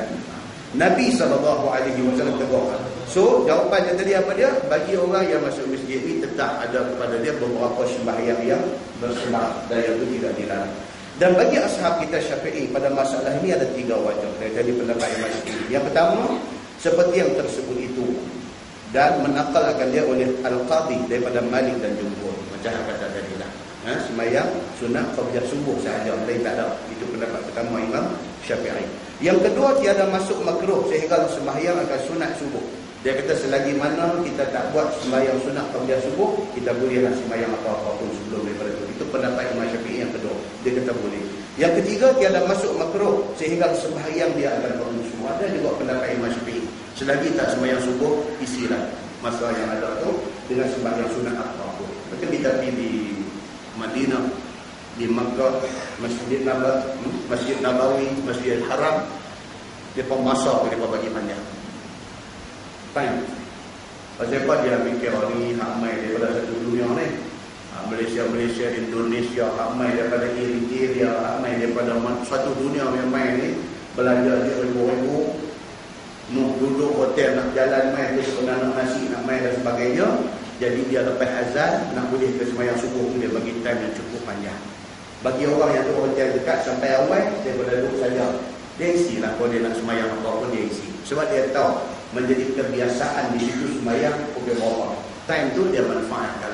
dengan sembahyang sunat, tahiyatul masjid, dia sembahyang apa yang dia boleh buat, sembahyang yang ada sabit daripada hadis Nabi sallallahu alaihi wasallam, masya-Allah dia boleh buat. Baik. Kita tengok sebelah bab ma jaa fil kalam ba'da rak'atayil fajr. Itu bab yang datang pada menyatakan bercakap kemudian daripada 2 rakaat sunat subuh. Boleh tak boleh? Kita kita sembahyang dah tahiyatul masjid 2 rakaat, tapi kita sembahyang sunat qabla subuh dah 2 rakaat. Bersembang lepas daripada tu sementara nak tunggu qamat nak sembahyang. Boleh tak boleh bercakap boleh. Ketahuilah saudaraku, telah menunjuk hadis yang akan datang ini akan makruh berkata-kata selepas sembahyang 2 rakaat subuh. Ada lepas dah sembahyang sunat 2 rakaat subuh tu, hadis anak main ni dia kata kalau boleh tak sampai sembang. Melainkan zikir ataupun barang yang tak dapat tidur, melainkan penting kena bercakap. Saja-saja nak sembang tak sampai. Maka hadis yang dikeluarkan oleh Imam At-Tirmizi, kata dia an Aisyah radhiyallahu anha qalat kana Nabi sallallahu alaihi wasallam idza shalla rak'atayil fajr fa in kanat lahu ilayya hajah kallamani. Ini hadisnya. Diriwayatkan daripada Aisyah radhiyallahu anha, kata dia adalah Nabi sallallahu alaihi wasallam apabila sembahyang dia akan 2 rakaat qabla subuh, maka jika ada baginya hajat hendak bercakap dengan aku, Aisyah kata, maka bercakaplah Nabi dengan aku. Nabi ada bercakap, tapi bukan hari-hari. Ada benda penting Nabi cakap, tak ada Nabi tak cakap. Dia lebih banyak diam. Sementara subuh masuk waktu sembahyang. Sambung hadis tu dia kata wa illa kharaja ila salat. Dan jika tidak ada hajat untuk nak berkata-kata, nak bercakap dengan aku, maka keluarlah Nabi sallallahu alaihi wasallam ke masjid untuk sembahyang subuh berjemaah dengan segala sahabatnya. Tajuk yang akan datang tuan-tuan, dia akan cerita satu bab saja. Cerita pasal apa? Sembahyang sunat ni seberapa boleh di rumah. Ni tajuk akan datang. Seberapa boleh rumah kita tu hidupkan dia dengan sembahyang sunat.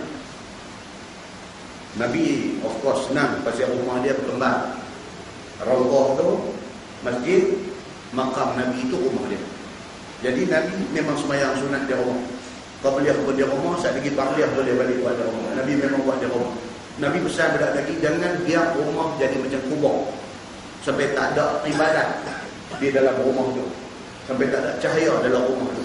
Jadi rumah ni jadikan tempat sembahyang sunat. Macam kes kita ni rumah jauh, kita main ngaji pun tempat jauh, so kita sembahyang siap-siap qabliyah, ba'diyah apa semua kita sembahyang di sini. Kalau kita nak sembahyang qabliyah dulu di Tanjung, nak main kuliah maghrib ini, kita apa betul kan? Ataupun kita habis dah sembahyang Isya apa semua nak balik buat ba'diyah di rumah. Tak ada satu. Tak ada orang kata dia kata Ustaz saya abang dia kata saya qabliyah ba'diyah ni, dia kata saya kalau sembahyang masjid saya buat. Kalau dia rumah ni nak buat qabliyah nak buat ba'diyah dia aduh dia kata kau jadi tak lewat dia lah. Dia kata yang tu yang patut kena buat rumah. Tak boleh buat dia lah. Dia tak pasal tak boleh, tak tu dia tak lawan nak buat. Tak ada kekuatan.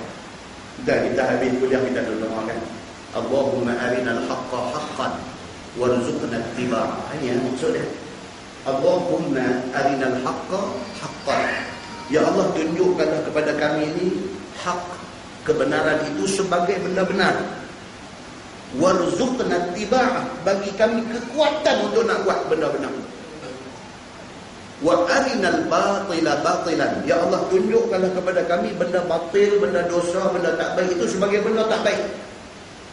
Warzuqna ijtinabah, bagi kami kekuatan untuk tak mau buat benda itu. Satu, nak bagi kita kenal tak baik dengan tak baik, kena kenal. Pasal ada orang tak kenal baik dengan tak baik, dia tak kenal. Kita minta Tuhan tolong kita bagi kita kenal tak baik, kita kenal baik, tak baik kita kenal tak baik. Itu baru satu. Yang kedua, minta kekuatan. Kita tahu kata sembahyang witir ini baik, itu tahu. Kekuatan nak buat, yang tu kena minta lain pula. Tanya, anda ni qabliyah subuh ni berapa besar pahala dia? Orang tu dengar dia kata lebih baik daripada dunia, ada isinya, besar. Anda kan, anda buat kan? Anda masalah tak boleh buat, pasal tak ada kekuatan. Nak buat tu tak boleh. Nak buat puasa sunat hari Senin, hari Khamis kan, nak buat ambil seminggu sekali sudah, ambil sebulan sehari sudah, ambil hari Khamis sehari, nak buat puasa sunat kan. Tahu tak kata pahala puasa sunat? Tahu kata? Tak boleh. Dah bukan kata tak apa, duk ingat nak buat tu. Dalam pada duk ingat nak buat tu, ke 12 dia makan. Dalam pada duk ingat nak buat tu. Nak buat yang hari ni nak buat, abang dah kat bini kita isuk tak bersama, bini pun tahu okey. Ke 12 dia SMS bini dia kata sorry ya, tak besar. Kekuatan tu nak puasa tu dia tak apa. Kan? Kerana tu doa kita baca tu doa maksurah, kita panggil doa maksurah, doa yang ambil daripada Nabi. Nabi dia pun doa macam tu, dia pun minta dekat Allah supaya Allah tunjuk kebenaran itu sebagai benda benar, minta dekat Allah, Allah bagi kat dia kekuatan nak buat. Nabi pun minta, kita ni apa tak ada. 1000 kali kita kena minta Allah bagi kat kita kekuatan nak buat benda. Namanya mengaji ni pun kena kuat benda. Oi, tak kuat tak main. Pokok hujan kan tak main lah. Bukan kata hujan, pokok hujan. Baru tengok pokok hujan melawak dengan bini pula tak rumah. Dia kata kalau boleh upah orang naik pergi tebang pokok hujan ni apa? Dia cakap tak main tu. Kan bini kata tapi kan tengok nu gelap nu, dia kata kalau pi pun bukan kata orang tak main, tahu ustaz tak main. Kan? Kuatlah tu. Kuatlah bila kata tu, kuatlah tu. Orang macam tu punya pokok hujan dia kata. Dia kata orang anak mengaji. Ustaz mesti tak main kata. Bini dia kata betul ke hang lah. Kali kekuatan. Kan? Dia test pokok hujan kan. Dia pun buka ongkai balik kira-kira apa tu gatung balik bayar rumah tengok tak hujan.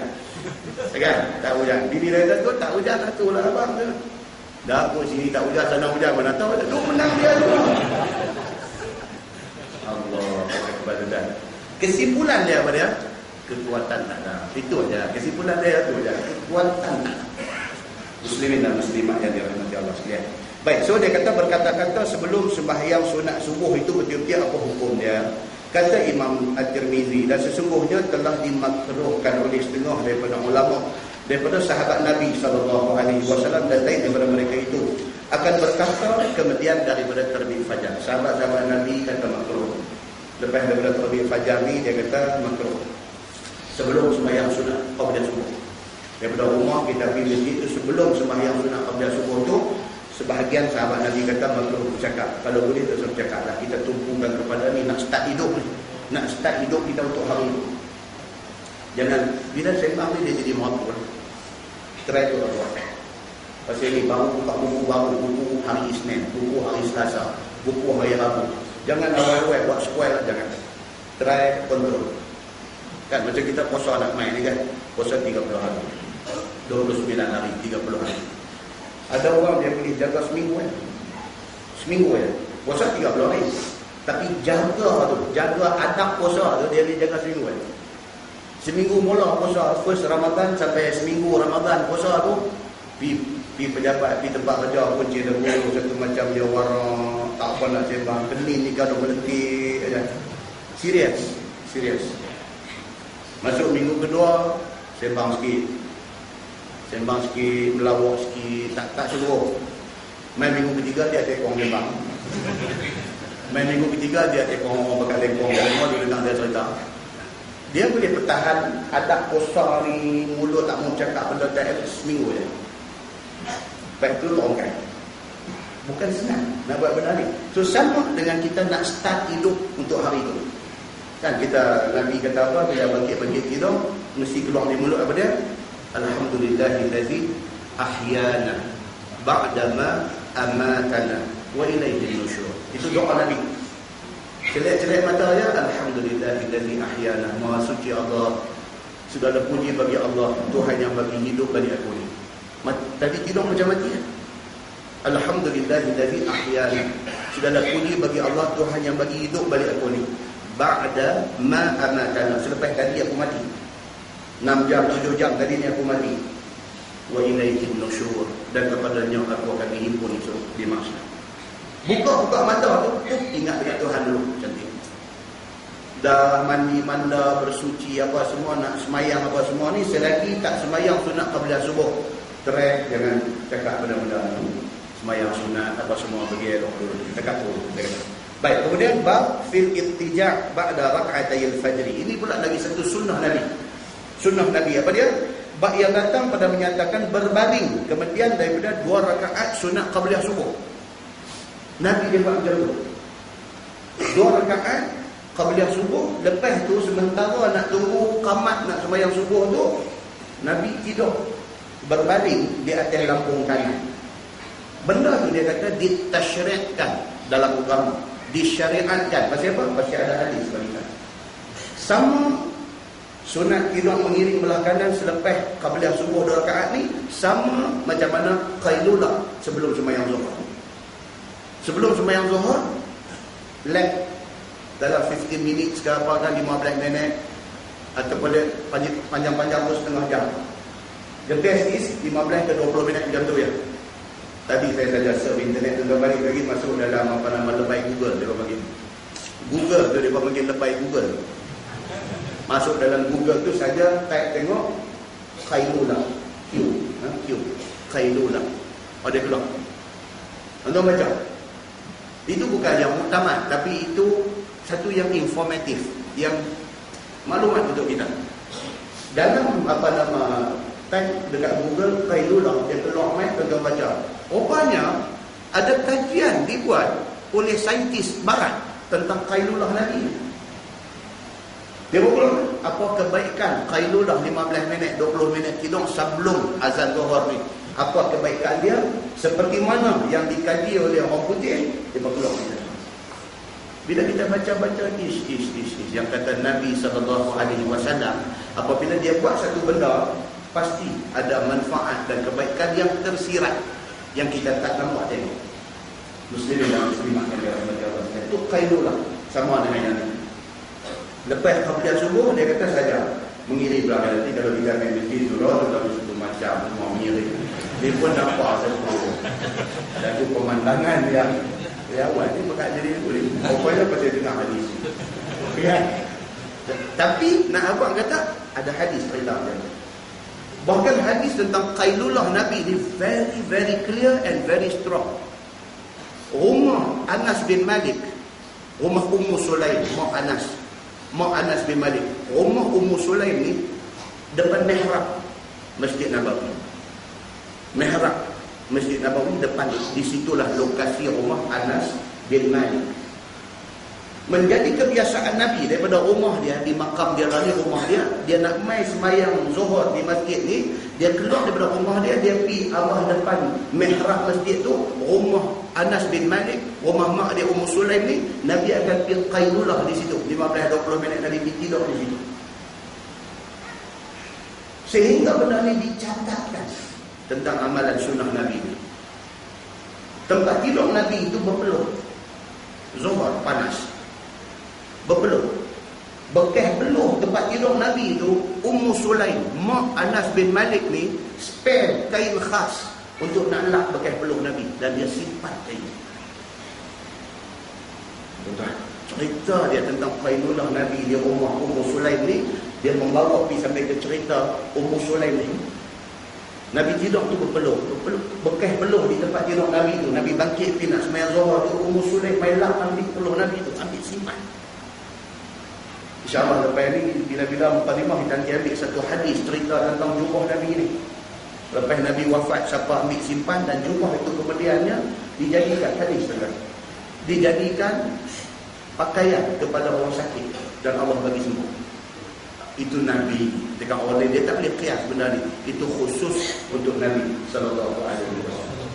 Oh tuan-tuan, yang kata Nabi Muhammad ni bukan cerita hadis dia saja tuan-tuan. Cerita Nabi itu sendiri. Kalau kita baca dalam hadis-hadis yang ada macam-macam kitab hadis ni, boleh keluar air mata tuan-tuan. Ni Nabi ni. Maka sewajarnya kita ni dia mai sayang dekat Nabi ni. Dia mai sayang tu satu macam dia sayang. Muslimin dan muslimat yang dirahmati Allah. Ini cerita tentang. Baik, dia kata apa? Fil ittija' ba'da rak'atayil fajri. Iaitu cerita tentang berbaring selepas daripada qabliyah subuh 2 rakaat. Ketahuilah saudaraku, dengan hadis yang akan datang ini menunjukkan suruh berbaring kemudian daripada sunat 2 rakaat qabliyah subuh. Maka hadisnya dikeluarkan oleh Imam At-Tirmizi An Abi Hurairah radhiyallahu anhu qala Rasulullah sallallahu alaihi wasallam. Diriwayatkan daripada Abi Hurairah radhiyallahu anhu, kata dia sabda Nabi sallallahu alaihi wasallam, "Idza shalla ahadukum rak'atay al-fajr falyattali' ala yaminihi." Itu hadis ini. Apabila sembahyang seseorang kamu akan sembahyang sunat qabliyah subuh 2 rakaat, maka hendaklah berbaring di atas lambung kamu yang kanan. Nabi sebut kanan. Demikianlah juga dalam satu riwayat At-Tirmizi menyatakan Nabi SAW berbaring di atas lambungnya yang kanan kemudian daripada sembahyang sunat 2 rakaat qabliyah subuh. Dan kata At-Tirmizi, dan pada bab ini ada riwayat daripada Aisyah, dan bermula hadis ini ialah hadis yang hasan lagi sahih lagi gharib. Dan ada dikeluarkan hadis yang sama di dalam Sahih Bukhari tentang hadis ini, yang kata Nabi lepas sembahyang sunat qabliyah subuh dia tidur mengiring kanan. Kanan macam mana kita letak mayat dalam kubur, macam kita letak mayat dalam kubur, kita letak lagi mengiring belah kanan. Macam tu disuruh kita tidur. Baik, berbaring kemudian daripada sembahyang sunat qabliyah subuh 2 rakaat. Kata Imam At-Tirmizi, sesungguhnya telah memikirkan oleh setengah daripada ahlul ilmi akan bahawa memperbuat seseorang akan tidur berbaring seperti itu hal keadaannya sunnah. Ulama sepakat kata itu sunnah. Kita nak buat tak buat itu soal lain, tapi benda yang menjadi sunnah Nabi buat kita kena buat. Dan jangan konten benda yang menjadi sunnah Nabi. Dan kata Isfalani, dan Nabi SAW tidur di atas lambung kanan itu kerana bahawasanya Nabi suka mengerjakan yang bagus-bagus itu sebelah kanan lebih dulu. Ini pendapat. Kalau orang tanya pasal apa Nabi dia bila dia tidur tu dia suka di atas lambung kanan, di atas rusuk kanan, pasal apa? Pasal Nabi memang suka kanan. Nabi pernah makan dengan sahabat, dengan budak. Ghulam dekat hadis tu. Satu budak makan dengan Nabi, dia suap dengan tangan kiri. Nabi tegur dia. Nabi kata kul biyaminik. Nabi kata makan dengan tangan kanan. Nabi dia kira kanan. Kecuali bila ada perintah Allah suruh main kiri, dia akan buat kiri. Contoh apa dia? Tawaf kiri. Ni ada di pula apa ni? Semua tu kanan-kanan ni pasal buat tawaf satu jadi kiri ni, kata hadis palsu apa ni suruh kiri ni. Jadi dia biar lagu duduk jalan belah kanan berdoa ada. Itu memang Nabi Allah perintah suruh Nabi tawaf kiri dengan mengiringkan Kaabah. Ada cerita macam-macam lah. Ada setengah kata sebab dulu kafir musyrikin Makkah mereka pun tawaf juga, tapi mereka tawaf pusing ke kanan dan mereka tawaf dalam keadaan tidak berpakaian. Dalam main Islam dia ubah benda tu, dia suruh tawaf ke kiri, dia suruh menyalahi perbuatan musyrikin, suruh tawaf ke kiri dan dalam keadaan pakai tutup aurat. Itu ceritanya. Tapi yang tu memang perintah daripada Allah, bila tawaf kirikan Kaabah. Yang lain dia main macam ni, dia kata Nabi memang suka apa pun benda baik ini dimulakan dengan sebelah kanan.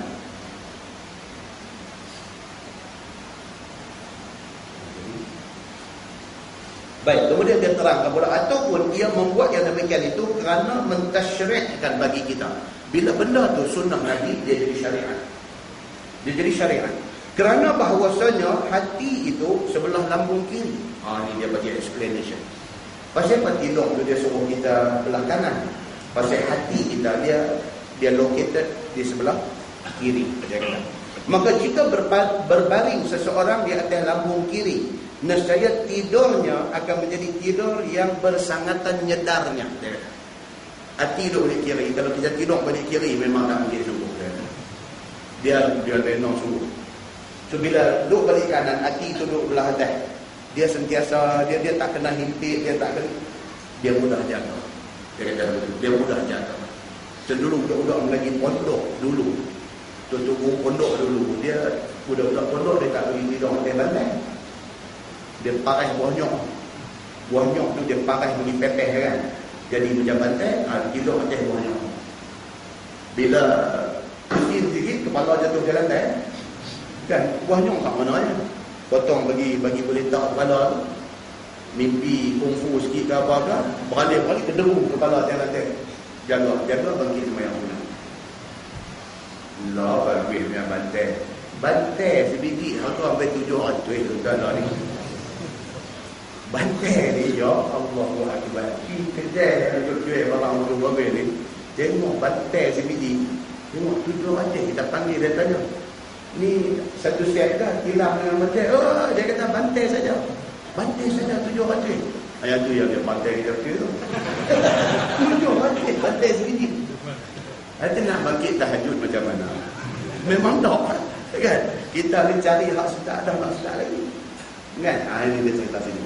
Jadi dia kata biar tidur belah rusuk kanan supaya hati itu tak kena imbit, tidur kita taklah sampai tak sedap ke diri. Dia kata kerana yang demikian itu, tidur belah kiri itu lebih amat menyenangkan diri. Leno suruh tak dia balik saya buat eksperimen kan? Malam ni tidur mengirim belah kiri. Tengok dia macam mana kita punya tidur malam. Esok pula tidur mengirim belah kanan. Tengok pula macam mana. Ada pula orang kena penyakit insomnia. Ni lagi haru. Dia tak boleh tidur langsung. Kiri boleh tidur, kanan pun tak boleh tidur. Duduk di tepi kaki, duduk juntai kaki pun tak mau tidur. Bangkit berjalan pun tak mau tidur. Dia bila main kuliah aja dia tidur. Ada macam ni dia penyakit tu. Dia tak boleh tidur di rumah. Dia nak tidur dua aja. Kuliah dengan khutbah jemaah. Ini dua, dia time tidur yang paling best ni. Lain pada tu insomnia. Tak boleh tidur. Dia cari doktor minta ubat dia tidur. Main kuliah dia tidur.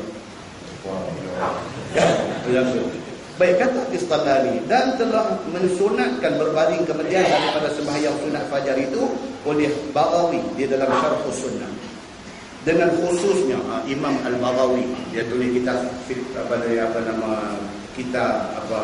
Syarh Sunnah. Dia secara khusus dia emphasize tentang benda ni, tentang suruh lepas qabliyah subuh 2 rakaat itu saja, landing side di sebelah kanan ni. Ataupun dan jika uzur atasnya maka ceraikannya dengan kalam. Itu pendapat Al-Baghawi. Dia kata kalau tak boleh tidur pun bagi ada break di antara qabliyah subuh dengan sembahyang subuh tu, bagi ada break, dicakapkan 2-3 patah dia kata. Dan telah mengambil dalil dengan hadis ini oleh Ibnu Hazm di atas wajib berbaring itu. Ibnu Hazm dia kata wajib. Pasal macam nak tidur buat benda tu, maka kita kena buat. Ni ada ulama yang rigid, yang jumpa hadis dia pegang dekat mana letak lah. Ada bagi nanti duduk di pukul itu jadi wajib. Benda-benda yang jumhur kata sunat, mereka extend kata benda tu wajib. Macam kita cerita dalam kuliah lepas, Imam Abu Hanifah qabliyah zuhur berapa? 4 rakaat. 4 rakaat.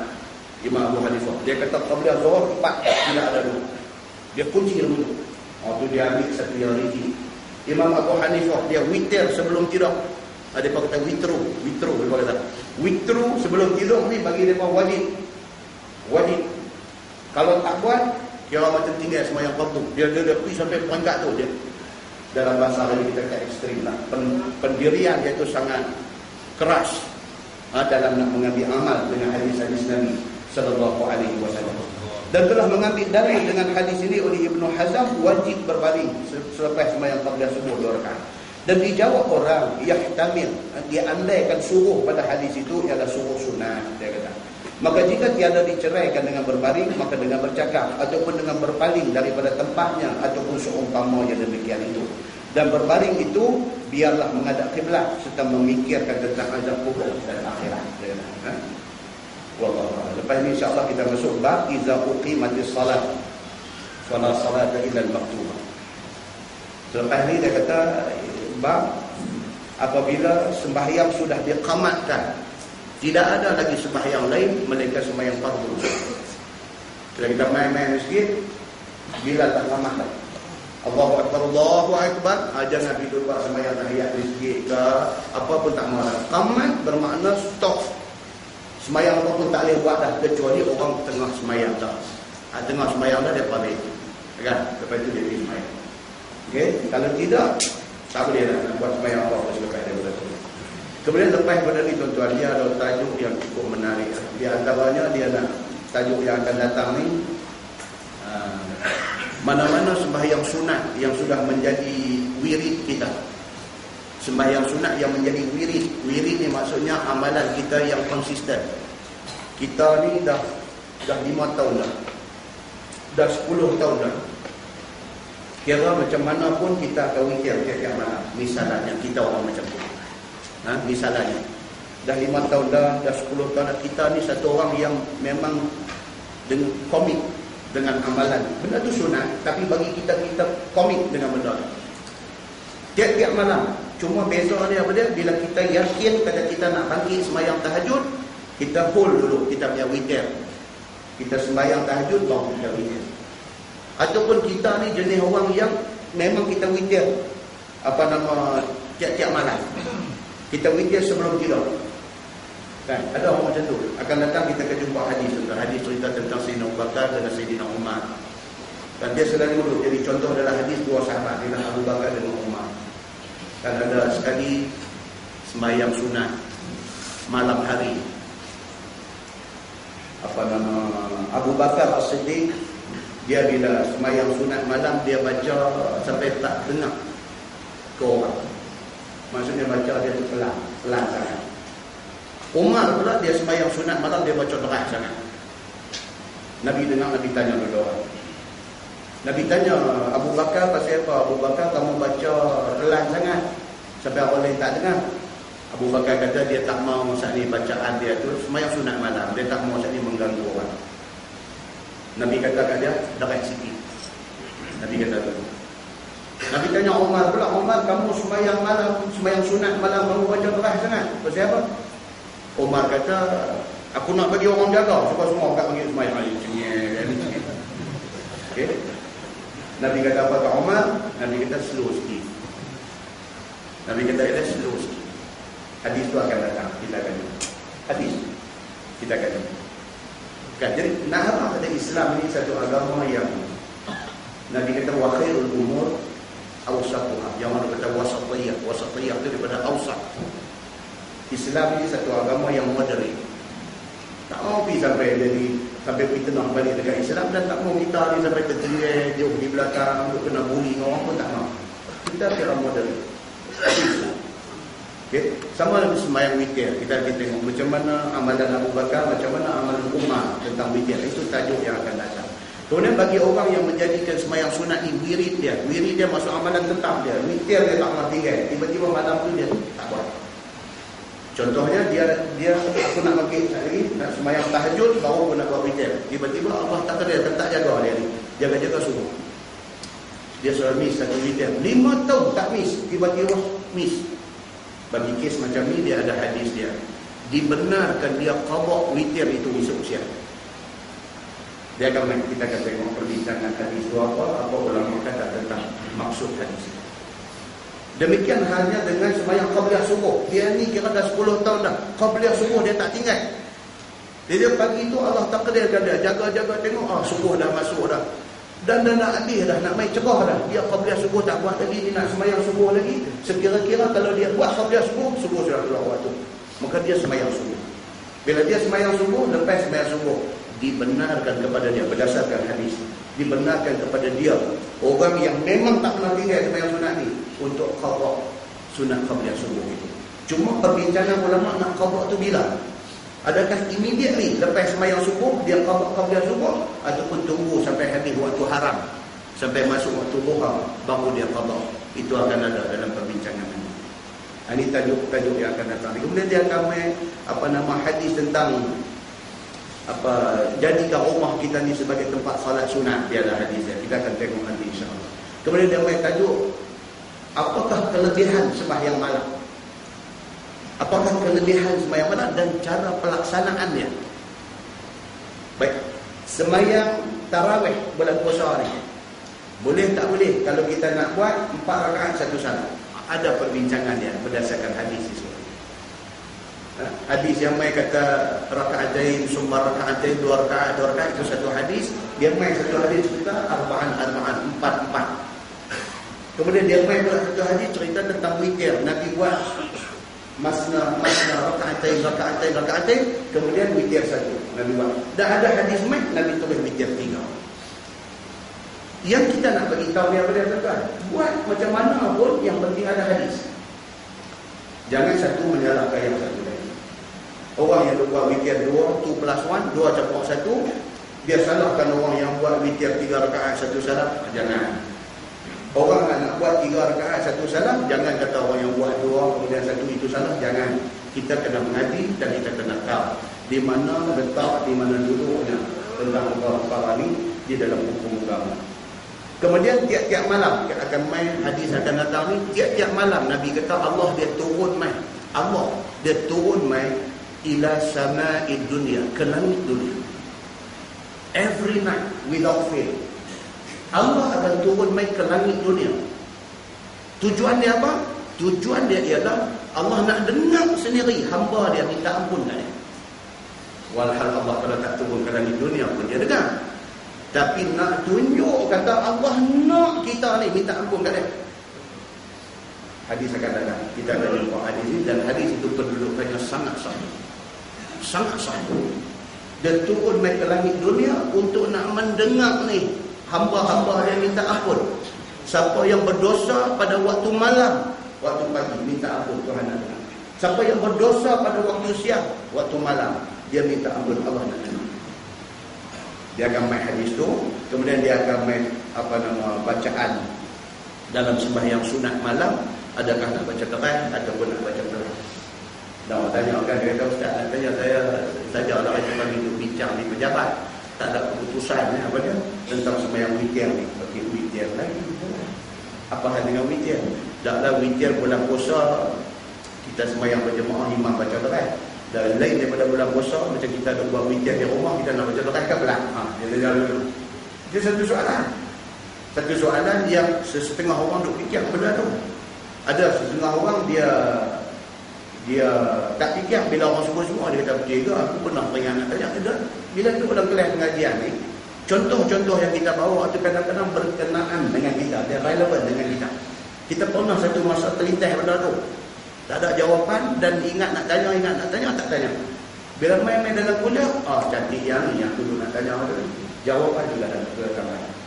Ini untuk kebaikan kita. Apa dia? Ibadat bertepatan dengan sunnah Nabi sallallahu alaihi wasallam. Insya-Allah panjang umur kita akan tengok apa yang tajuk yang seterusnya. Kita tangguh dengan tasbih kafarah dan surah.